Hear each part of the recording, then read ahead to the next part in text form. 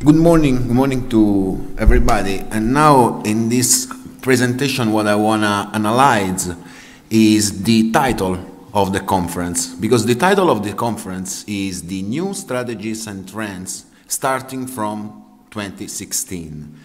But let me start with a brief historical overview on GUIDE. We start with GUIDE meetings in 2006. For the first meeting that was held in Rome. In 10 years, we followed and often anticipated the future. There's some problem and your presentation is not... You can't see the slide.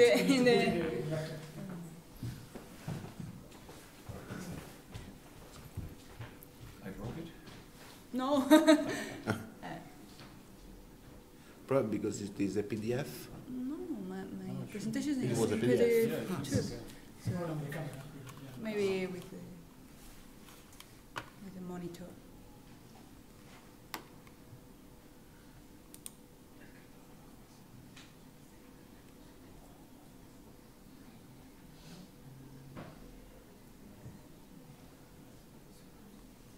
This is the pantalla completa. So maybe we can.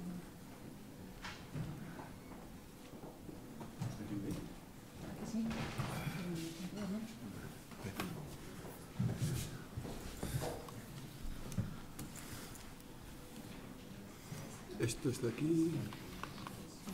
And try with on wood, because on the mirror doesn't work.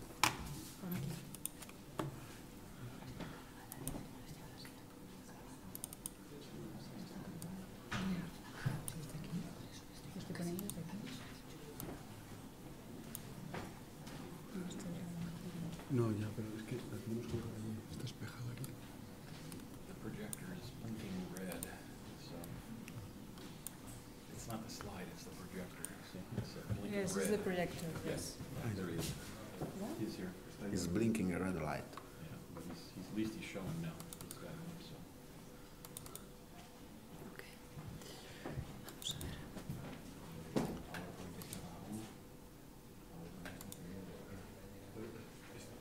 Está en PDF. Vale, ¿es esta? No, Pues esta, ¿no es esta? es que está aquí, pero... ¿Está aquí? Lo que pasa es que no se puede ver a la vez. ¿Es esta? Sí. Sí, es que sí está bien. Maybe F5. ¿Viste cuál es?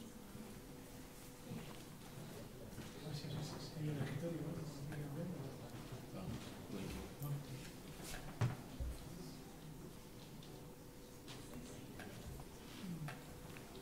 Perdón. Problemas técnicos del directo. Vamos a ver si lo resolvemos.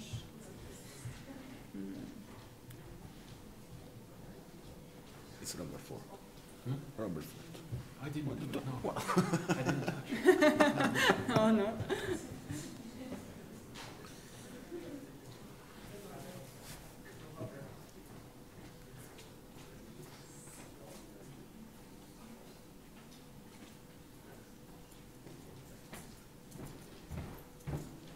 A ver, es un PDF y no se está viendo, Sí, ¿no? el mío también es PDF, ¿eh? Y está puesto aquí. Sí, sí, sí, sí. Vale. No, mira. Pero escape. El mío era igual. Ponlo. Y si no, no veo si se ve.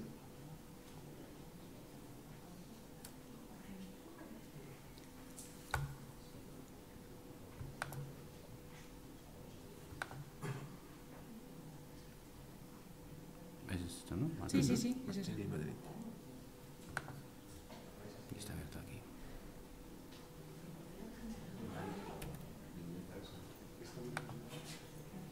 No, no, esta no es. Minimiza esa. Esta no es. No, esta sí. Digo a Lucas, que es que la que se está viendo. Esto, vamos a ver. No, pero La imagen, sí, es una imagen. Es un... Eso ciérralo. A Esto ver. vamos a cerrarlo, por eso. ¿cuál Es es? como si ¿Cuál estuviese- es la presentación? No, en el cristal va mal. Tienes este trocito de aquí. Este, Apagada desde aquí, porque es que es como que suele ser... cerrar ventana. Vale. Este sí que es la... Esta. Sí, esta es la mía. Pásala a la pantalla. Pásala a aquella pantalla. Es que no hay una opción para pasar aquella pantalla en PDF. Sí, pásala, arrástrala. Ah, sí. Arrástrala. Vale. Arrástrala. Ya la pantalla completa, ¿no? Sí, en ver. Bueno, Aquí, dale ahí. La tiene que ver aquí, ¿eh? sí, bueno, dale a ver, dale a ver. A ver, ¿Dónde está eso?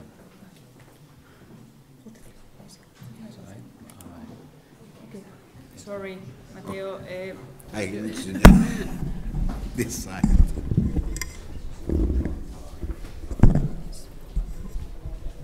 You can use this one. Okay.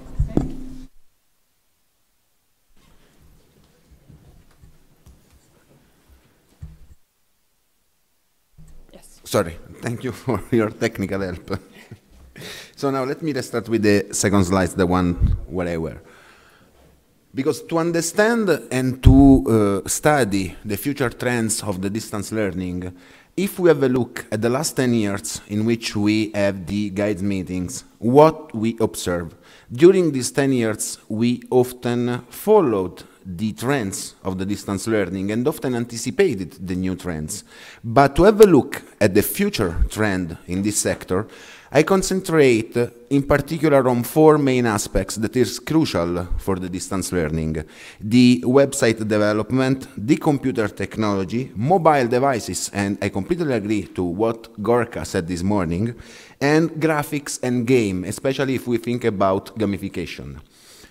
And in particular, in the first two pictures, you have a comparison between the Yahoo website in 2006 and 2016. The difference is not only in the graphical aspect of the website, but in the multimedia contents, in the social learning content, social website, social community that is embedded inside the website. And if we compare a top gamma laptop in 2006, that is the one reported in the picture, with a normal laptop that we have today, we observe a difference that is not only in the shape of the netbook. And the same situation is for the mobile. 10 years ago, we have this kind of mobile that you see in the picture. This is a Samsung Z500, a top gamma, a top mobile phone in 2006. Now we have a smartphone that has a huge series of sensors embedded, and we can exploit this sensor for distance learning. And if we talk about gamification, that is one of the most crucial and discussed items during this conference, if we compare a title, a video game that is Assassin's Creed, one of the most sold video games in the world. In the first picture, you have the 2006 version, and you can compare this one with the last version of Assassin's Creed, that is the other image. The graphics is completely changed. Now, if we want to analyze the new trends and the new aspects of the distance learning for the next 10 years, we have to concentrate on the infant technologies that we are now observing and that can grow in the next years, and we have to exploit this technology in our sector. And in particular, I concentrate my talk on four main aspects. For the social aspect of the distance learning, I want to talk about, but very briefly, about MOOCs, because I completely agree with what both Gorga and Robert has said before. Then, for the pedagogical aspect, I will concentrate my attention on the flipped classroom, that is one of the most important and fruitful applications for the pedagogical aspect that we can use in distance learning. Then, for the virtual lab, I want to talk about the mobile learning. And in the last part of my presentation, I want to talk about what I call bio-customization, biological customization. For the MOOCs, very briefly, everybody knows what MOOCs are. I don't want to discuss the social importance of MOOCs here, because this part is not under discussion. But one of the main problems of the MOOCs is the number of students that arrives to the certificate. That is well below 10%. Robert said 4% in this case.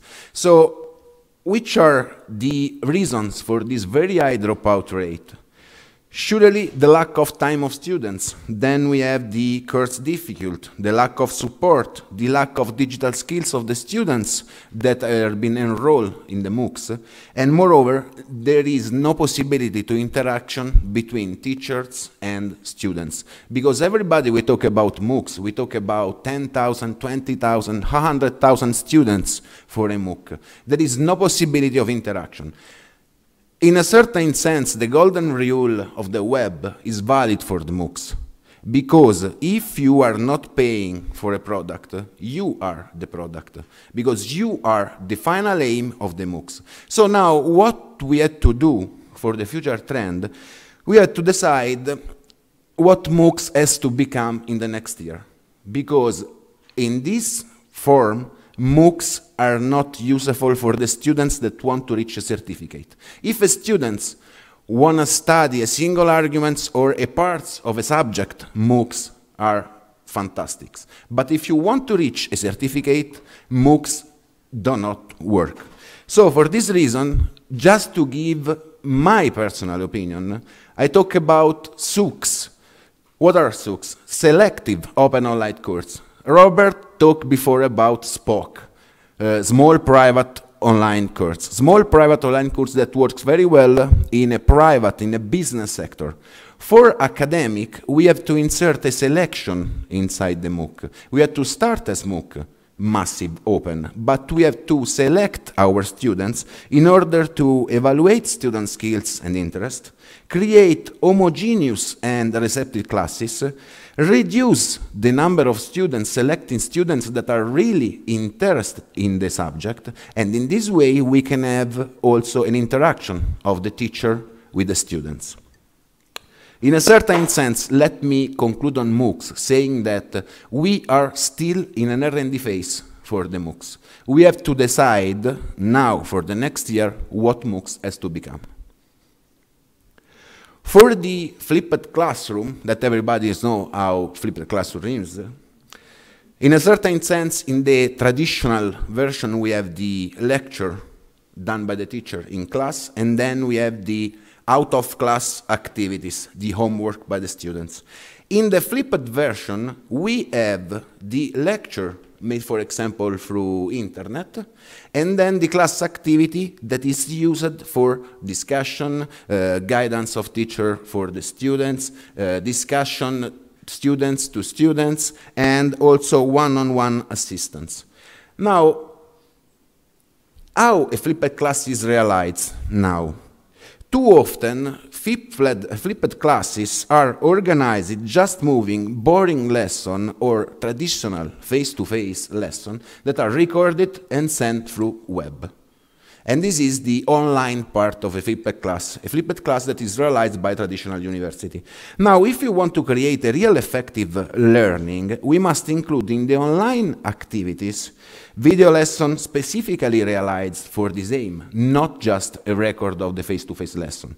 We have to insert multimedia products. We have to insert virtual laboratory. This means that all the technology that we have developed for the online learning is completely applicable in a flipped class for the online parts. But now the question is it possible to flip a fully online course? Because the blended course works very well in our approach. If we want to flip a fully online course, we have different solutions to do this. First of all, we can insert multimedia virtual labs to substitute hands-on experience. We can create collaborative forum for our students.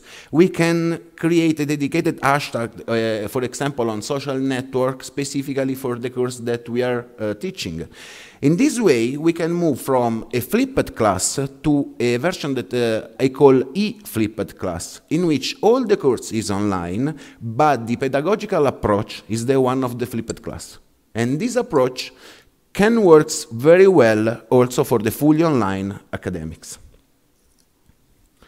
For the virtual lab, surely everybody knows that virtual labs is mandatory in distance learning and in a distance approach. But what I want to try to answer is very simple. How these products will evolve in a near-close scenario. I agree with what Gorka has said this morning. We are now in a real M-learning era. Because in 2014, for the first time, mobile users exceed desktop users. So this means that we have really entered inside the M-learning area. But there is a problem. In my opinion, up to now, we have done a very critical mistake.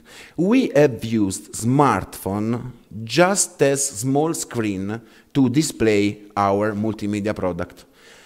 What I mean, everybody talk about responsive technologies. Responsive technologies means that our product has to be usable on mobile. But that's it.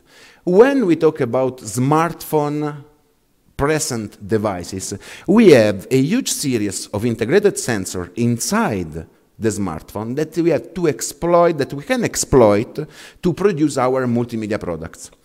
First of all, smartphone can be used to realize at-home laboratory. I reported in the slide one of the articles that I published in 2014, in which I discuss the possibility to use smartphone and the sensor inside smartphone to create a real at-home laboratory. And in particular, in the picture, I'm showing a smartphone-based physics laboratory that I personally realized with second school students at the Italian Institute of Nuclear Physics. But moreover, we are going toward a new portable smartphone-based virtual reality. What I mean? Oh, sorry. On the market, now we have the 3D viewers that appear on the market. And a category of this viewer use smartphone as active tools. Use smartphone just to show video that are realized with this three-dimensional technology. Realizing this video in a multimedia product is very simple because you have just to realize two different views of the same environment.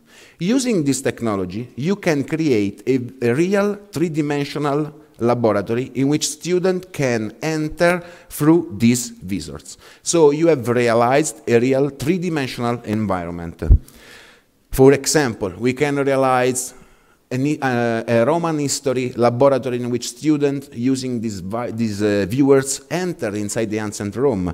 We can realize physics laboratory in which you can go through the experiment in CERN, or arts laboratory, and so on. The only limit is in your fantasy. Now in Guglielmo Marconi, we are ready to start this new adventure and to realize this three-dimensional laboratory. What about the price of the realization? As already said, the realization of this kind of video is simple for a university if you have the technology to realize virtual laboratory. Then your students can use their own smartphone. Concerning the viewers, the one that I showed 2 slides before cost around 130 euros. But we already have on market the Google Cardboard that costs $10. $10, you have the viewers, you can use your smartphone, every smartphone, and in this way you can use and exploit this three-dimensional laboratory. We are also taking into account the possibility to use the leap motion to manage objects in this three-dimensional virtual environment. So this is a real M-learning that in the next year we have to consider. The last part, very briefly about the biological customization. One of the main trends for the technology, for the IT technology, is the Internet of Things. What is Internet of Things? Very briefly, Internet of Things, every object is connected to a network, has a certain number of sensors embedded, and use this sensor to exchange information with the network. And in this way, the functionality of the things change looking at the status of the other things of the network. For example, tomorrow you have a plane at noon. At what time you have to wake up? The wake-up signal depends on the traffic, the queue on the airport, and so on. Now, we can think to realize not an Internet of Things. We can consider students in a figurative way as things, realizing what I define an Internet of Students network. What I mean? We have to acquire signals from our students to manage this signal and customize our learning approach. How we can do this? We have a lot of systems now under development for the anti-plagiarism, for the recognition of the face. This system use more or less the same things: face, voice, keystrokes of the students. We can use this signal, for example, the map of the face of the students, to elaborate and to obtain the mood of our students by only the expression of the students. Moreover, one of the very interesting scenario in technology is the so-called wearable technology. For example, I report in the slides the smartwatch or the Google Glass. These devices send data concerning what? Concerning the status of the man. Pressure, blood rates, heart rate, and so on. We can use also this data to collect and to understand the status of our students during their learning activities. And in this way, we can realize a neural network that has to analyze this data sample, understand what is the status of our students during its study, and customize the learning methods used by the university. We can personalize the lecture duration, we can customize the activities following students' preferences, we can monitor directly and online the learning process of our students, or define a custom curricula and syllabi.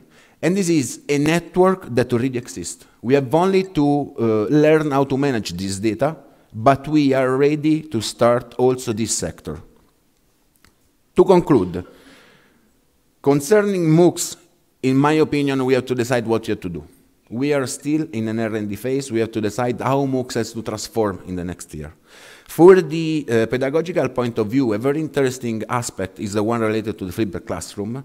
We can try to use any version of the flipped classroom in which we move a fully online program to this pedagogical approach. Concerning the virtual lab, one interesting aspect from here to the next years is the mobile 2.0 version of the virtual lab that we can define. And the wearable technology to create and to exploit the Internet of Things network that we can use inside our university to create a real student-centered learning. Just 2 words to conclude. Possible future scenarios are exciting, especially for what concern the learning applications. The role of the teacher, but also of the structure, of the instructional designer, of the IT expert, etc., is crucial in this scenario. But the evolution of technology implies to start a joint R&D in this sector with other universities in order to satisfy what the society is asking us through technology. And that's it. Thank you.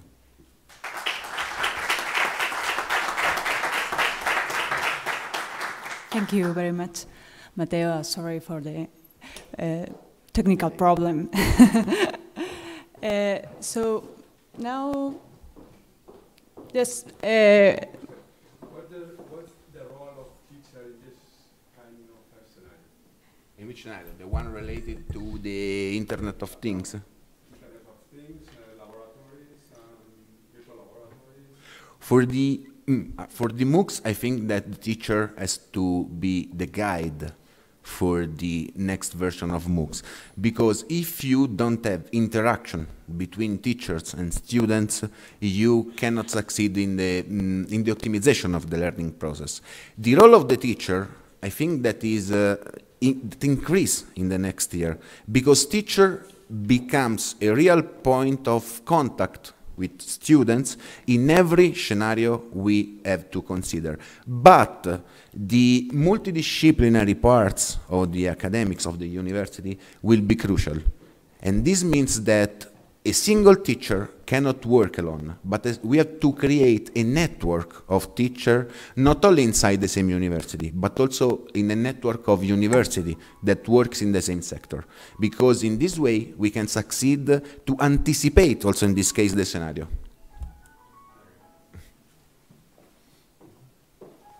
Okay, and next question. Hello.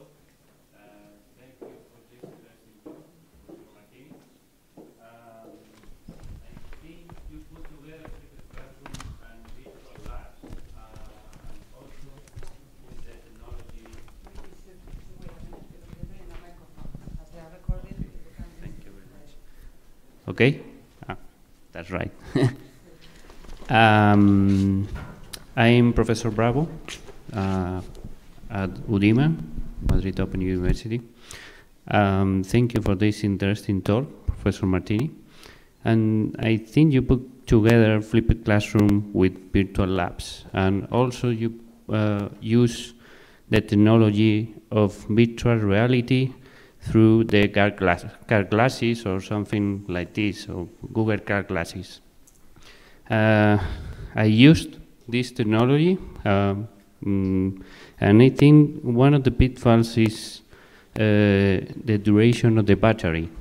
So in my test, it's like 1 hour or 45 minutes. More or less, yes. Yeah, do you test this or? I test this. The duration of the battery of an iPhone 6 is more or less 1 hour and a half. Starting from a completely charged smartphone. But when we talk about this, we have to analyze the present situation, but we can even consider, for example, the plot of the duration of the battery of the smartphone versus years. Because if we consider the duration of the battery 10 years ago, in respect to the ones that we have today, we have completely changed the technology of the battery. And now there is a huge R&D also in this sector that is parallel to the technology for the electric car, because the technology for the battery is very similar. And we are now studying in the scientific community the possibility to increase the duration of the battery. Okay, thank you.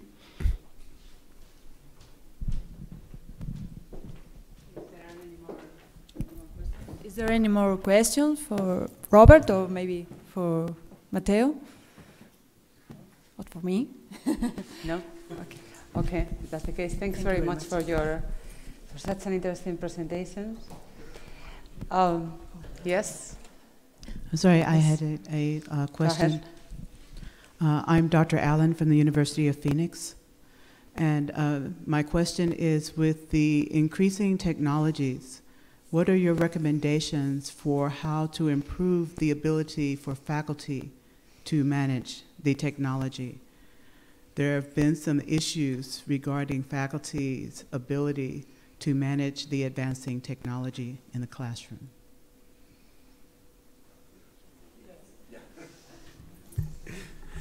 Yeah, this is true. This is true, but we have to consider the skills that we have from our teacher. And before starting this kind of activity, you sure have to teach to your instructors how to use this technology.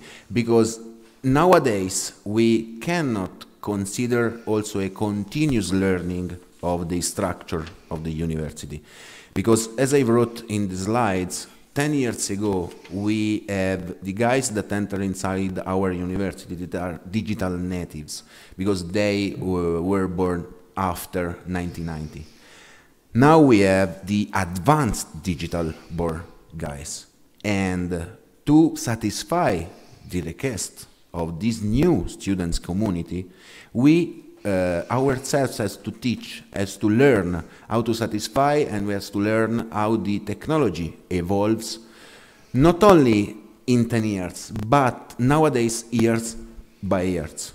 So a continuous learning of the structures is necessary at every level inside the university. Can I maybe just add to that? The experience I had in Ljubljana a couple of weeks ago is very instructive in some ways. The faculty sits here with respect to advancing technology and e-learning. The administration sits here. And so somehow they need to come together. And so we sometimes assume that that's easy to do because some of us teach in the online environment and we're at similar pages. But Ljubljana is making a very conscious effort to go online administratively, and their teachers are quite a ways behind them. And they're trying to develop that. And so in terms of how physically to do that, I referenced the MIT report, and one of the pieces in the report talks about the fact that teachers need to be learning engineers, is what they're saying, and it's similar to your point about we tell people, students, you need to consider learning as a lifelong experience.